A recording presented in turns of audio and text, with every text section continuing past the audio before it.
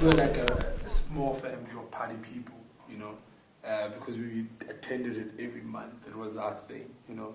It was. It reminds me of Chairs, where everybody knows your name. Yeah. It was that place where it was a reunion every month.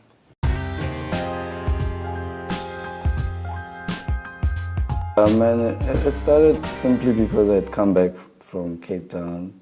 I lived in Cape Town for like 4 or 5 years, and I was in Pretoria as soon as I came back. And I guess people were like, "Well, you've left for so long. What are you like? What have you learned? What have you brought back?" Like, you know. So it started from there, and just people encouraging me to do something for Joburg that they felt was missing. So I think one of the elements was to bring artists that personally I haven't seen, haven't even thought I'd see in my life, and yeah, that's what happened. You know, we brought back some of the old and the current people of the time, just to fill up that gap. Do you know actually what it is that made us come back? Yeah, I mean, without trying to sound deep, I think, like a lot of intelligent musicians, they explain to you that when you play or when you gather people and you play music or you play guitar, it has to come through you, not from you. So I think at the time was the right time for me to do that and play that kind of music. I'm just a messenger, you know, like, and it just happened to work for the time. When did you fall in love with the music? Yeah, as a kid, I've always loved music. I always sang, I didn't even know I was going to be involved in music, but I love music equally as I do now. So if you're not involved in music, what would you be? An accountant. I'm not laughing. I'm not laughing. You are. The reason why I'm asking is that most of us had challenges when it comes to, especially the arts. When you are want to be a designer, a painter, a DJ, even a musician, like, black society doesn't see those things as a career. They see them as a hobby.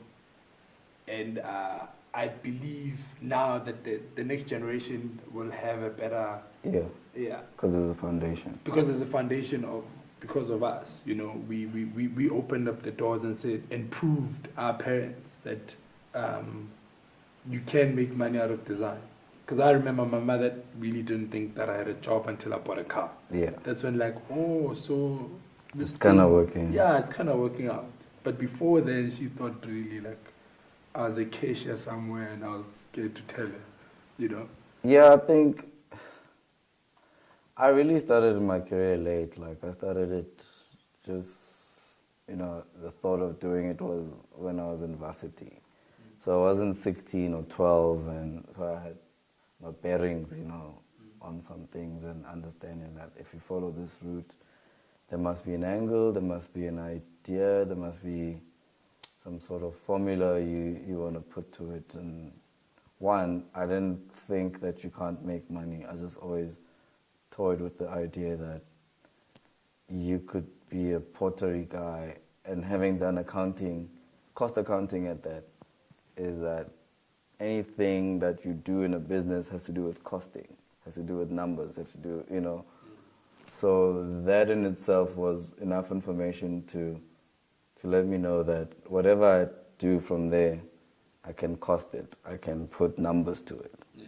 So with the music industry, I think my research told me that a lot of people that have failed, not all of them, is because of bad management of either finances or bad behavior or one thing or another, but it has to do with you not being able to figure out, not because the world doesn't work that way. So it's a human thing. It's not an industry thing. No, it's not from God. It's not impossible. Yeah. If there's anyone that I know that can bring the Bahamadia, even Radega, like the people that you've grown up listening to, but obviously they're not gonna fill up the door. Yeah. But when they come here, you appreciate them because you grew up on that music. What is your connect? I mean, it's simple. I mean, for me, there's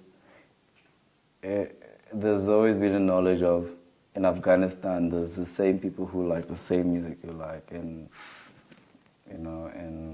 Kazakhstan, and so the 10 people that you're doing it for, maybe more than the 10 people you're doing it for. So, but part of people, it became a society and a community, and I feel like it was an eclectic community. So it's still about the numbers. You're not gonna do something because you want to show your friends you can do it. So yeah, but part of it was the selfishness of wanting to see those people, because I thought there was 5 of us who liked them, and it happened to be 100. More than that, yeah. Because like I remember the craziest one was Master Ace. Yeah. The best one was Bahamadia. For you, I can't say which one was the best one. For me, they vary. Yeah, they vary. Well, I mean, the thing with also the Bahamadia thing, it was the first international act that I'd ever done, but I couldn't have done it with the help of a lady called Dominique, because she had the contacts and she just didn't have the resources and maybe the right platform. And we spoke about it. We made a joint venture of sorts, and we made it happen. So everything happened because of good timing. Then after Rocker closed down, then there was that move to Newtown.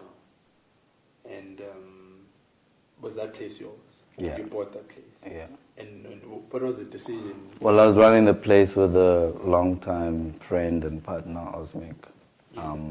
So the OST thing was an opportunity that just came at that time. It wasn't by design. So now the business of it, like of buying your own place, owning your own place where people come in, what inspired that move as well? It just meant ownership. It just meant control. But like I said, it was by coincidence that it happened that way. So what you realize is that people needed space to do the event, and treat them as two different things. The brand had its own legs, the club had its own legs. You introduced most of us to a lot of old school music. I didn't introduce, I reintroduced it. You introduced, yes, you reintroduced. Because Bobby Caldwell, I have never heard of Bobby Caldwell before attending Barbecue. Well, I think I was lucky because I never wanted to be a DJ. That wasn't part of the plan. Yeah, you wanted to be an accountant. No, I wanted to be a producer. I wanted to make music. So I followed and studied producers, and producers are the guys who go to the source. And that then came through my DJing, where it was like, if some of the greatest producers I'd ever followed and liked were crate diggers. Yeah. Some of them didn't really DJ per se, but like the songs that they sample are great songs on their own. Yeah. And having known that fact, I use it in my DJing. It was that simple. Like your J Dealers. Yeah, so you find the songs that they sampled, and if you find that the song is dope and suitable to play, you play it. Because like most of us didn't know where the sample for Misfit Booty came from. Yeah. We didn't know where Common's sample came from. But and every time it comes through, we hear it, you play it every time, and we scream every time, because you know what's coming next, And from there on, it's an education. Now you're reintroducing. You're like, this comes from here. Yeah. And I think as well that's what we liked.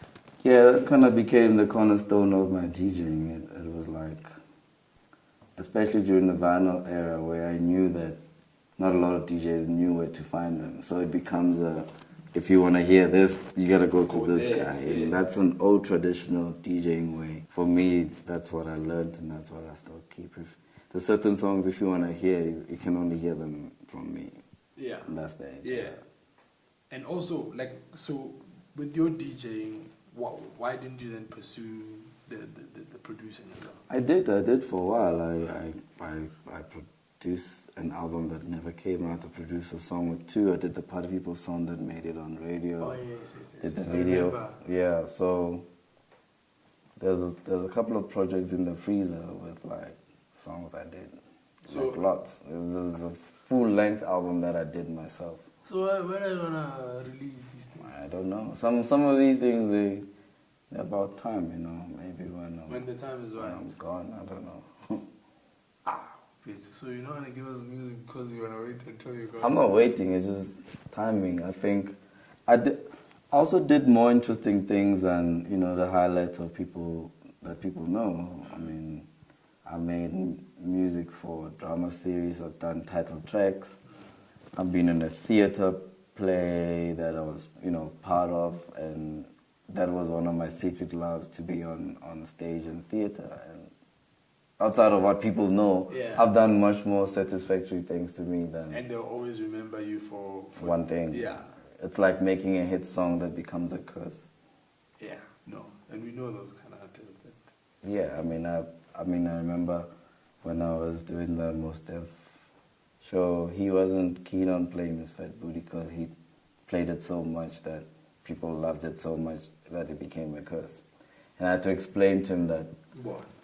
Look, you haven't been here, so you have to. So, and I get it. Bahamadia didn't want to do Confess because it becomes a curse song. Because people then exclude and disregard everything else you've done but that song. But I've done much more satisfying things than Party World, like in the past 15 years. Like, lots. So now with the stuff that you're doing now, like Obrigado. Like, I love Obrigado. Like, the first time that I came to it, that was the other day, and I was like, you don't get some of the lyrics, or you don't get it, but like, it's music. When it's nice, it's nice. And I remember when Bob Marley said, when it comes to music, when it hits you, you feel no pain. No. I remember when it was Nikki B that was playing. Yeah. And I was like, who's this white lady? And I felt, after that, I was like, so Nikki B, what is the formula of studying these things? Because they have, they have that thing that, like, it's homely, it's nice, it's good people, it's good music, it's good vibes. I think it's about honesty. It's, if you come from an honest place, people always get it. I've loved Brazilian Latin music for a very long time, and so many years later, finding the right place, the right people to do it with, Hua Teboho and Muzi. It's amazing that you can get that same old feeling, like a party people, like how Pop Bottle started, like how all these wonderful events that have come up. So if your intentions were honest, it'll always come through. What is it that you guys want to be known for, or what is it? It's simple. We're a marketing solutions and communications company where if we're not communicating our own stories, you can bring your brand product story to us, and we can help you sort it out. It's that simple. If you have Marvin, we can position it to the right people. If you have Canon cameras are trying to get to a market, we can always help out. So we do it both ways. Okay. Without trying to waste your money, we show you with our track record what we're doing and what we've done. So what's next for King? For now, we've got Eminem, we've got other businesses that I'm involved in privately. I do my once a month at Great Dane. Oh, Party for the Girls. Party Songs for Girls. Yes. Do once a month in KZN, the Cool Lounge Vintage. Oh yeah, you still do that? Yeah, because I know it's quite big, that side.